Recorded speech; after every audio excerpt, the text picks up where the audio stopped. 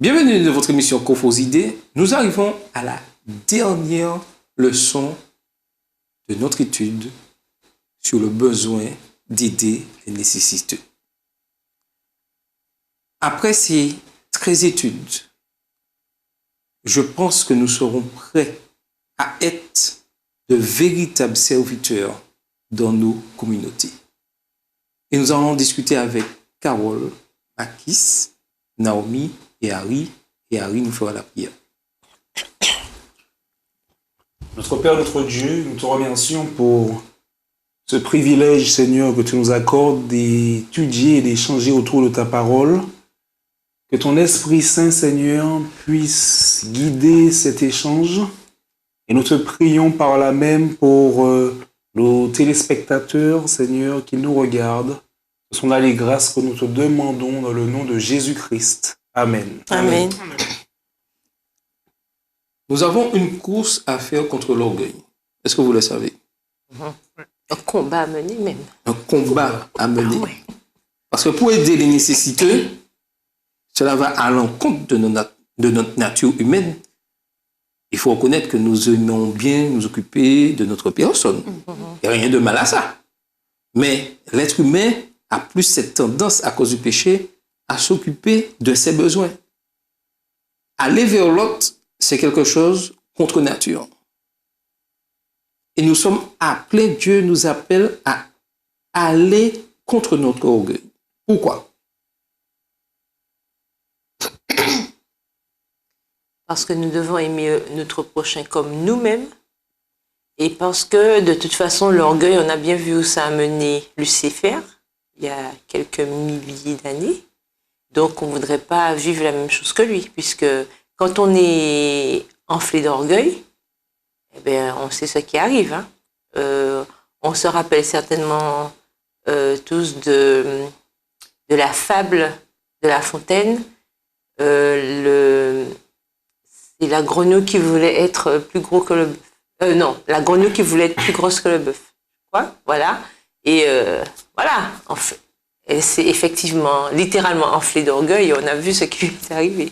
Donc en fait, ce n'est pas une bonne chose, justement, de vouloir s'enorgueillir, parce que déjà, on n'a rien. C'est Dieu qui nous donne tout. Et à partir du moment qu'on est conscient de cela, on n'a pas de quoi se pavaner, quoi. Donc lorsqu'on est dirigé par l'orgueil, on ne peut pas regarder autrui avec un regard d'amour. On le voit davantage comme un rival, où on montre vraiment peu de considération à son égard. Et ça va à l'encontre justement de la volonté de Dieu, comme Carole le soulignait, qui nous incite et qui nous invite à aimer notre prochain comme nous-mêmes. Et l'apôtre Paul dit ça bien dans Hébreux 10, versets 23 et 24. Et quelqu'un va nous lire ce texte-là. Hébreux 10, versets 23 et 24. Gardons fermement l'espérance que nous proclamons, car Dieu reste fidèle à ses promesses. Veillons les uns sur les autres pour nous inciter à mieux aimer et à faire des actions bonnes. Ouais, je trouve que l'apôtre Paul va un peu fort là, quand même. Hein? Pour garder l'espérance que nous proclamons tout le temps et rester fidèles aux promesses de Dieu, il nous dit de veiller les uns sur les autres pour nous inciter à mieux aimer et à faire des actions bonnes.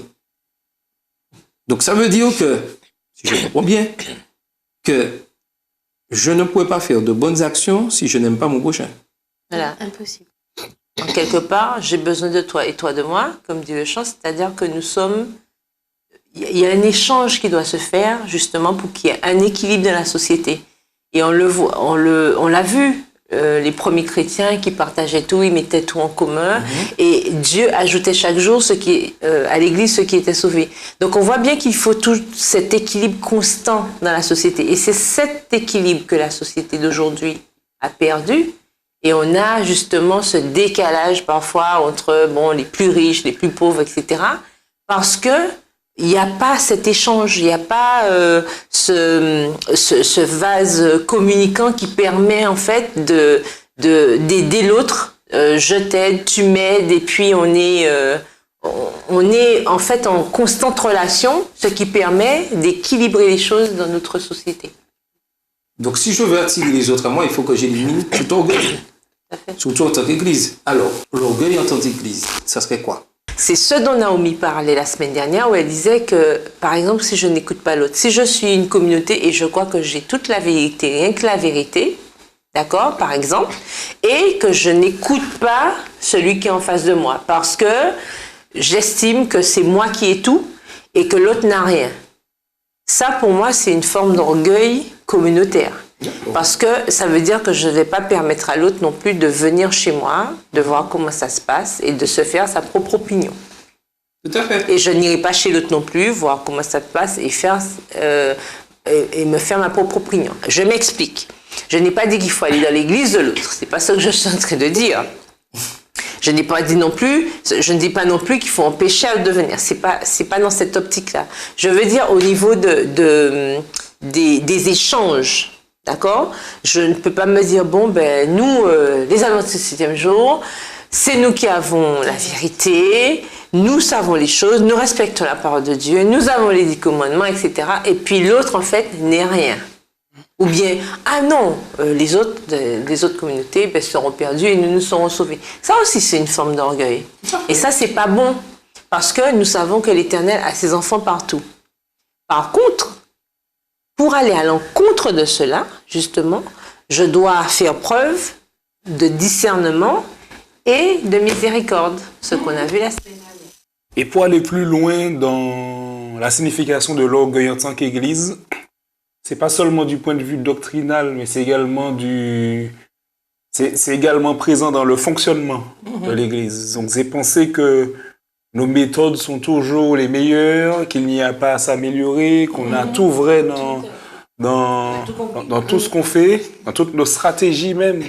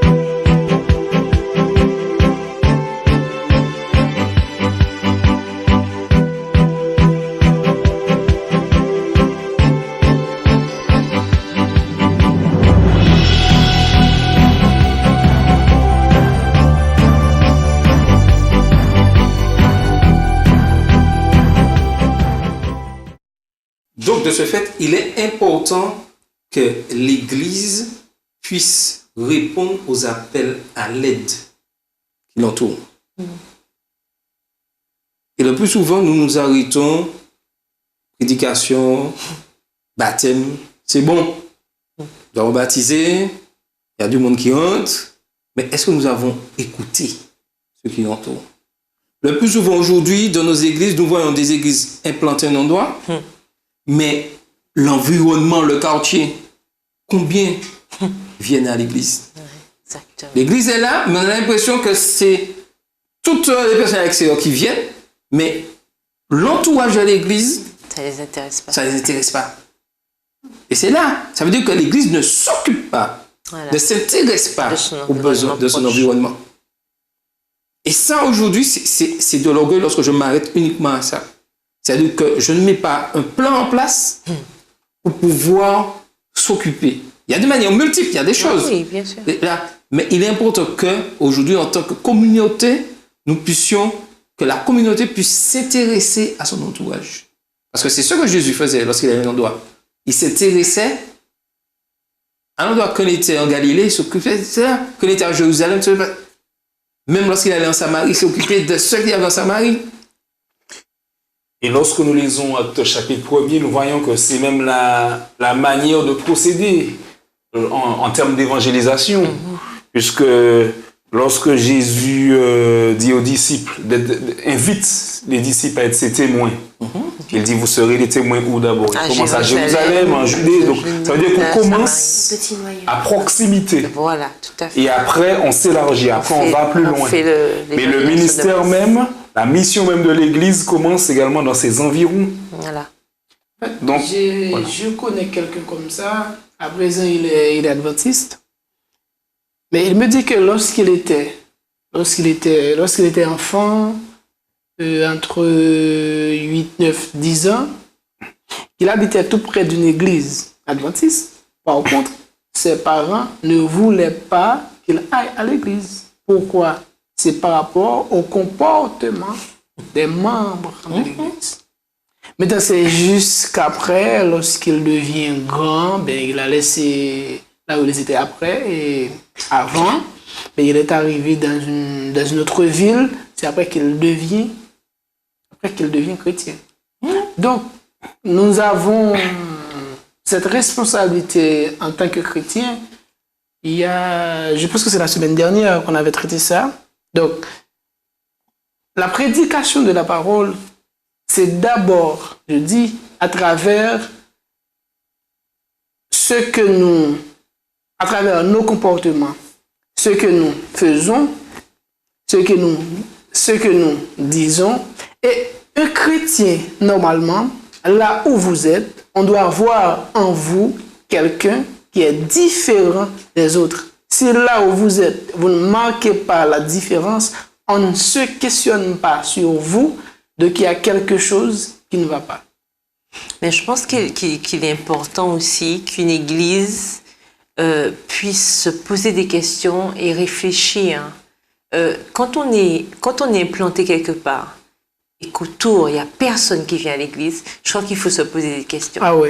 Et il faut mettre des stratégies en place. Il faut réfléchir à comment atteindre ceux qui sont autour de nous. Parce qu'il est important de savoir que normalement, il y a une église dans chaque petite communauté, quoi. Et ceux qui sont autour ont aussi des besoins. Et c'est quand même extraordinaire que des gens sortent de Tombouctou, j'exagère, pour venir dans mon église, alors que ceux qui sont autour de mon église, ça les intéresse même pas. J'ai quelqu'un qui habite en face, mais il n'a jamais mis les pieds à l'église. Et moi, j'ai grandi à l'église. Moi, ça m'a toujours impressionnée, parce que partout où mon église était, c'est-à-dire là où j'ai grandi, en fait, on a commencé avec une petite communauté. Tous les gens autour sont devenus adventistes. On a construit une plus grande église, un peu plus loin.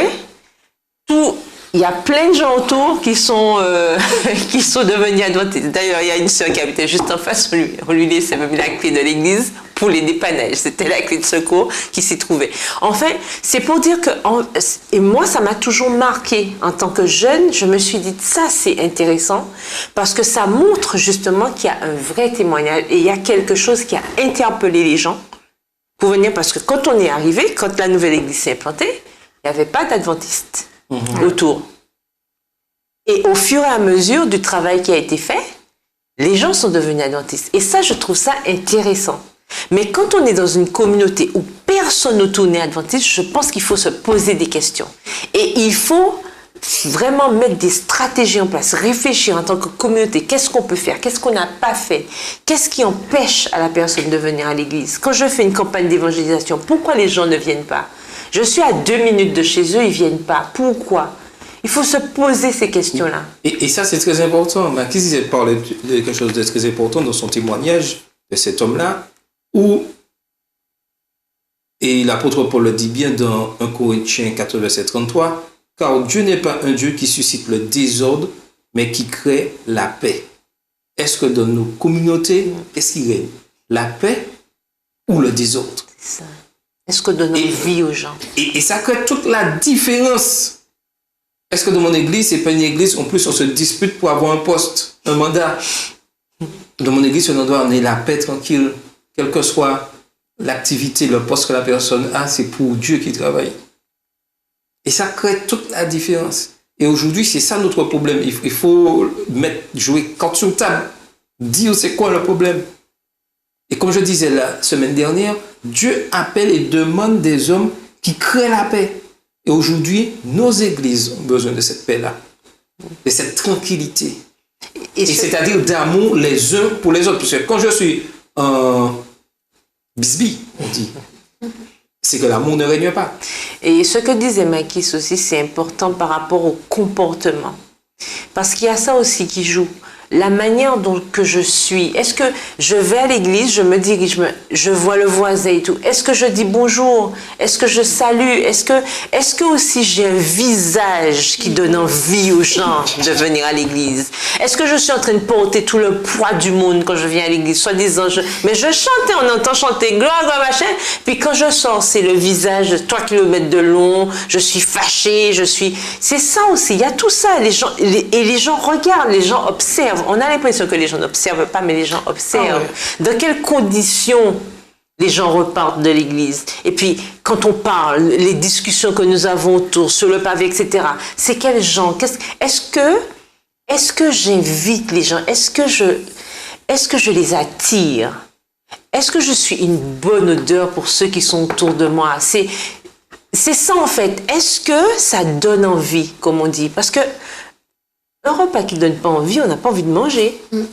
Mais si quand les gens voient, c'est la gaieté, on a un visage souriant, on est machin, ou est-ce que j'ai toujours un visage? Alors je rentre à l'église comme ça, et je repars encore plus, avec plus de rides. Non, mais ça ne va pas aller. Et mon comportement aussi. Comment je suis pendant la semaine? On me voit, machin, je me promène, je fais ci, je fais ça, et puis le sabbat... Non, ça ne va pas passer non plus. Donc, en fait, il y a tous ces petits détails-là, il y a tous ces paramètres-là à prendre en compte pour permettre à nos communautés, justement, d'avoir des serviteurs efficaces. Tout à fait.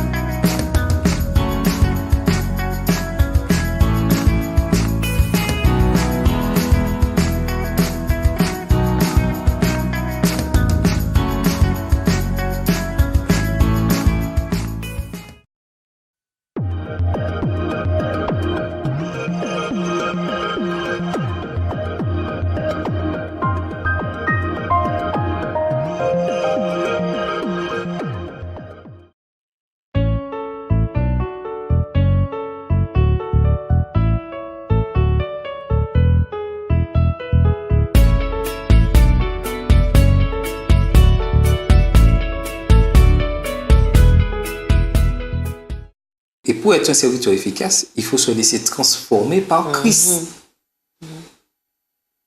Et Jésus dit bien dans Jean 3, verset 16, « Car Dieu a tant aimé le monde qu'il a donné son Fils Jésus-Christ. » Donc, si nous voulons, je dirais, réussir cette mission, il faut que Christ nous transforme pour servir. Je ne sers pas pour être transformé. Est-ce que vous voyez la différence? Je suis transformé et à ce moment, je deviens un acteur du service. Tout à fait. En fait, c'est que tout, en tant que chrétien, si là où nous sommes, nous ne marquons pas la différence, nous devons nous poser cette question. C'est qu'il y a quelque chose qui ne va pas. Si dans mon travail, dans mon voisinage, dans mon école, ben, on ne se demande pas, mais lui, il est différent. C'est qu'il y a quelque chose qui ne va pas. Surtout lorsque, ben, là où nous sommes, que je suis le seul adventiste là où je suis. Donc là, je dois marquer la différence. Lorsqu'on me regarde, lorsqu'on me parle, à travers mes actions, à travers mon comportement, on doit voir en moi quelqu'un qui est différent. Et si ce n'est pas le cas, non, je dois me questionner. Il y a quelque chose qui ne va pas. Et quand tu parlais justement du témoignage qu'on doit rendre au sein de notre travail, je pensais justement à un témoignage que m'a raconté ma tati de cœur. Et en fait, elle expliquait à ma mère et moi qu'elle a mis en place un groupe de prière avec ses collègues. Moi, je trouvais ça formidable. En fait, elle n'a pas fait... C'était pas une stratégie où, bon, je suis adventiste, on va prier, parce qu'il faut que ça change. Non. Elle avait sa relation avec Dieu personnellement. Elle faisait des fois des jeûnes au travail. Et ce sont des collègues qui ont constaté, mais dis-moi, je vois que certains jours, tu ne descends pas avec nous manger. Explique-moi ce que tu fais quand tu ne descends pas. Mais tu sais, il y a certains jours, je vais jeûner, je prie et tout. Et sa collègue en particulier a été interpellée. Elle s'est dit, mais je voudrais bien voir comment ça se passe, tes jeûnes et tout. Et elle a assisté à un jeûne avec ma tati. Et puis, elle était vraiment intéressée et tout. Après, ils ont formé ce groupe de prière. Donc, il y a toutes les dénominations, quasiment. Parce que ma tati est adventiste. Il y a des orthodoxes, des catholiques, des évangélistes. Et ils ont pu créer cette cellule de prière. Et c'est ma tati, justement, adventiste, qui est présidente de cette cellule de prière. Et c'est vraiment un très bon témoignage. Parce que je dis, waouh, souvent, en tant que jeunes, on oublie que nous devons être un témoignage, pas seulement à l'église, mais vraiment partout. Ouais, au travail. Et quand elle m'a dit ça, je me dis, mais waouh! En plus, j'avais jamais pensé à ça. Mais c'est vrai, Naomi. Tu es au travail, tu as des collègues.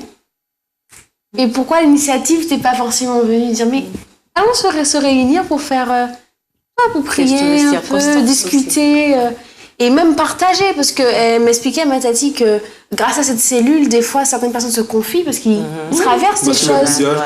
Voilà, ils traversent des choses et tout. Tout à fait. Et donc, ils sont en lieu sûr, ils se disent, bon, ce sont des chrétiens et tout, donc... Oui, que le but de l'opération n'est pas créer. de faire Voilà. les adventistes. Le but de l'opération, c'est de s'occuper des besoins. Exact. Après, on laisse le Saint-Esprit, on laisse Dieu agir. Ce n'est Tout pas à notre fait. job. Tout à Le plus souvent, nous voulons faire le contraire. Voilà. Nous voulons faire... C'est intéressant de l'entendre. Toi, tu es chrétien, mais je vois que tu es différent des autres. Mais c'est intéressant. On Ouais, te dit, c'est bien tu es entendu ça. adventiste. Mais c'est bien de l'entendre. Mais nous arrivons là, à ce stade-là, parce que nous avons cet amour de Dieu en nous. Tout à fait. C'est-à-dire que lorsque je suis transformé, Dieu met son amour en moi. Ouais, on voit ça. Et je m'occupe des besoins de l'autre. Ouais. Je m'occupe des besoins des nécessiteux. Ouais. J'écoute ce qu'ils ont à dire. Et après, je vais m'occuper. Et bien souvent, nous aimons beaucoup Jean 3,16, mais on a également 1 Jean 3,16 qui nous dit ces choses.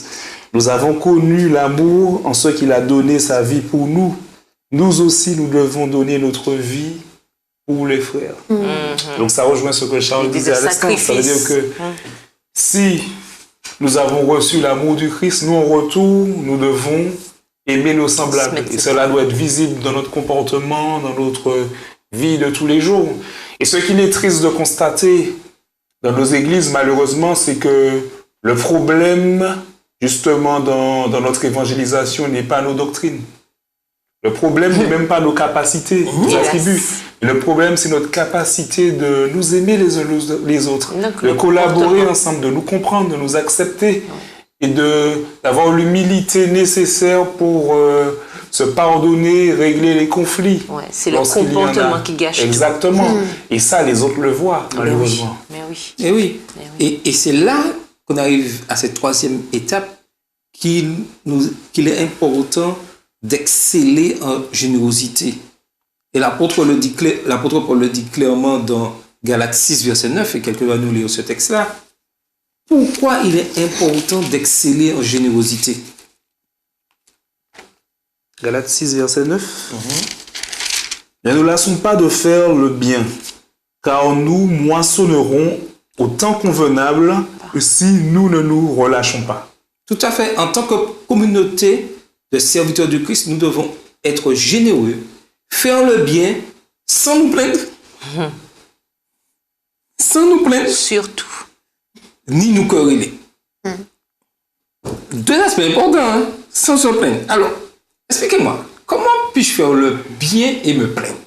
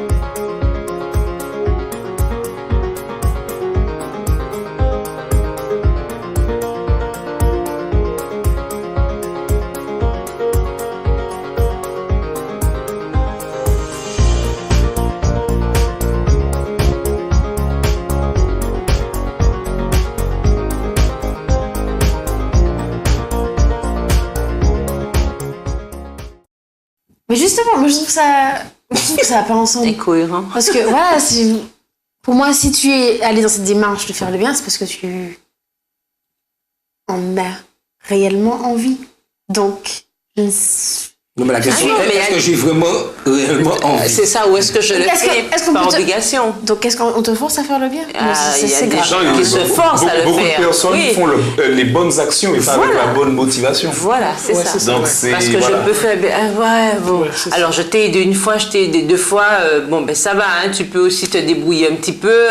Ouais, Exactement. Voilà. Dans le Ou sens alors- Attends, ou je alors- vais plus loin. Je vais Attends. plus loin. Je fais le bien et je fais toujours un commentaire négatif Ouais, sur la derrière. personne. Ah ouais. Bon, aujourd'hui, j'ai dit là, mais cette personne n'a même Ouais, fatigue. ma c'est fille. toujours Mais qu'elle je a vais besoin tout- de moi. hein. C'est Ouais. ça. Voilà, donc dans le sens où on va faire le bien, mais juste pour montrer qu'on a fait Oui, le bien, oui. mais notre intention n'était pas réellement Mais de non. faire le bien pour la personne. C'est-à-dire que quand je fais Pour la le gloire bien, de Dieu. regarde, Pour la et gloire quand de je fais le bien, et comme la Bible dit, J'ai des ressentiments. ma main droite donne, La Et méthode, ma- je je ne la sais même pas savoir ce que... Est-ce que vous voyez ce que je veux dire? Ouais, j'apprécie bien ce que dit Harry. C'est que nous faisons le bien, mais pas avec la bonne motivation. Motivation. Souvent, Exactement. on le fait, c'est pour recevoir quelque chose en En retour. retour. Mais tandis que Jésus nous demande de faire le contraire. Tout à fait. Et Tu ce dis ça, que, oui. ce que la main droite donne, La main gauche ne... ne pas voilà, savoir. faut pas attendre quelque chose. Par exemple, je Après- donne... Par Attends, exemple, attends. je donne une... Attends, ah oui. Après, beaucoup de personnes n'attendent pas forcément quelque chose en retour. Elles font le bien, Pour la gloire. mais elles sont vraiment dans une dynamique plus religieuse que spirituelle. Ça veut dire qu'elles agissent par devoir, mais le cœur n'y est pas Non, forcément. c'est de l'ésotérisme. C'est que c'est un devoir, Dieu a dit de le faire, donc je veux que mes semblables voient que je suis dans les actions, mais... Je suis chrétien. Je suis, Voilà. exactement. Donc Il y je a un le exemple. fais, mais mon cœur n'y est pas. Je donne à des associations caritatives, mais par derrière, je demande un reçu pour les impôts. Non, mais attends, je vais plus loin. Ou bien je donne quelque chose, mais en retour, j'attends Tout à fait, un mais- investissement quelconque. Attends, mais je vais plus loin. c'est pas bon non Je plus. donne à Dorcas et je reste assis là à ne rien faire, disant, ben... Voilà, Dorcas, c'est là pour l'émission faire. de Dorcas est là pour faire. Et moi, qu'est-ce que je fais? Exactement, il y a ça aussi. Eh oui. Donc, il y a plein de situations comme ça qui montrent bien qu'on fait le bien juste pour faire le bien, mais pas parce que nous sommes motivés par le Convaincus. cœur. Voilà, et nous sommes convaincus justement par par l'efficacité justement d'agir de manière L'apôtre Paul insiste énormément de ne pas se plaindre. miséricordieux. Et il ajoute de nous quereller. Faut pas Quand se ce quereller. problème encore qui revient, cette habitude que nous avons de nous quereller et qui crée, je dirais, de véritables problèmes dans nos communautés. Et aujourd'hui, il est temps que nous puissions vraiment passer à l'action. Il faut que ces 13 leçons servent à quelque chose. Mais il est important que nous prenions aujourd'hui la bonne résolution. Que nous puissions véritablement passer à l'action. C'est-à-dire être de véritables serviteurs dans nos communautés. C'est là la clé de la réussite. Aujourd'hui, l'Église doit comprendre que sa fonction principale consiste à servir de phare dans un monde de ténèbres, à guider les hommes et les femmes perdus vers un lieu de protection et de sûreté, le sanctuaire de Dieu, cette Église. Pour guider les perdus, nous devons nous encourager les uns les autres dans l'amour et nous mêler à la collectivité comme l'a fait Jésus. Jésus servait les autres selon leurs besoins, mais pas à distance. Il sortait et allait à leur rencontre. Il leur parlait et leur manifestait de la compassion. Nous devons servir les frères et servir nos semblables dans la société en suivant son exemple. Mais aujourd'hui, nous aimons faire à distance. Un clic, 2 paroles par le téléphone, ce qui est bien. Mais en pratique, est-ce qu'on le sent? Il faut de la volonté. C'est une question de volonté. D'abord, c'est la volonté. Ouais. Parce qu'il y a le pouvoir, la volonté, mais c'est la volonté d'abord. Dès qu'on a la volonté, donc là, on va se donner les moyens qu'il faut Quand on veut, pour pouvoir y arriver. Tout à fait. Donc, gardons à l'esprit d'être vrai dans tout ce que nous faisons. Être authentique dans la parole de Dieu. Nous soutenir les uns les autres. Nous encourager les uns les autres. Et par le Saint-Esprit, rester fidèles sans vaciller et accomplir les bonnes œuvres que Dieu a préparées pour chacun d'entre nous. C'était votre émission Cofrosité.